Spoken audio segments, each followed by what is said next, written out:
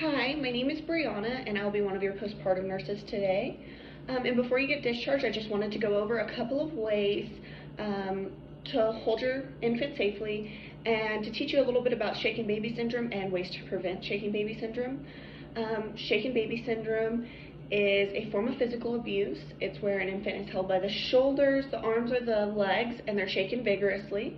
This can cause a lot of damage to the newborn. It can cause brain bleeds, retinal bleeds or bleeding of the eyes, severe developmental delays, um, seizures, coma, and even death. Death occurs in 1 in 4 infants that has this type of physical, or that gets this type of physical abuse. And so I just wanted to go over a couple of ways for you to hold your infant. The proper way to hold an infant is to hold or to support the neck and the head. This prevents damage to the neck and the brain. And it's really important to do this because a baby's head is substantially larger than the rest of their body when they're a newborn and for the first couple of months of life. And the infant depends on you to provide that support because they are not able to hold their head or neck up and stabilize it properly. And, shaken baby syndrome occurs most commonly from an inconsolable crying. A parent gets very frustrated and they don't know what to do, and so they take it out on the infant by shaking the infant. And there's just a couple of techniques that I can teach you to help prevent this. It is totally normal for a baby to cry, and you can think of their crying as a form of communication.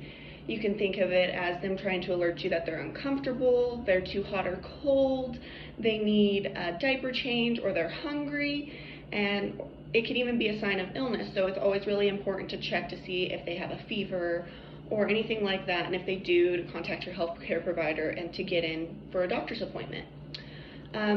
Another way to help prevent shaken baby syndrome is a couple of ways to soothe the infant if they're crying excessively. You can always try and rub the back of the infant, or you can offer a pacifier. You can see if they're hungry. You can put them in a stroller and take them for a walk, or you can sing or talk to the infant. All of those ways are good ways to try and soothe the infant. And last but not least, if you find yourself extremely frustrated and you have your infant is just crying excessively and they're not sick, but you just become extremely frustrated, it is totally okay to lay your infant down on their back in their crib or in a safe place, and to walk away and then just come back and check on them every 5 to 10 minutes to make sure that they're okay. It's also okay to call a hotline, and I will be giving you that information in the brochure that I will leave with you today. And you can also try to put them in a car seat and take them for a walk. All of these ways are perfectly okay to try and soothe or to try and calm yourself when you're extremely frustrated. So now, in order to evaluate how I would evaluate my teaching to my patient is I would ask them to identify what shaken baby syndrome is. And what causes it. I would also ask them if they could repeat back 1 or 2 ways to soothe their baby when when the infant was crying. I would also ask them to identify if crying is normal and what they should look for if their infant is crying. They should be able to identify that an illness or that they're hungry or need a diaper change are some of the things that they should be looking for when their infant is crying.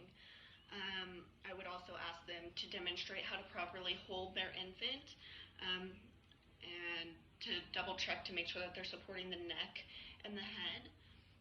And I would also ask them what are some things that they can do when they become extremely frustrated. They should be able to identify that they could lay their infant down and come and check on them, or they could ask a family member or a friend to come over and watch the child while they take a 30-minute break, or that they could call a hotline. And they should be able to identify these things, and if they cannot, then I would need to reevaluate what I've taught and then teaching again and reevaluate the patients for their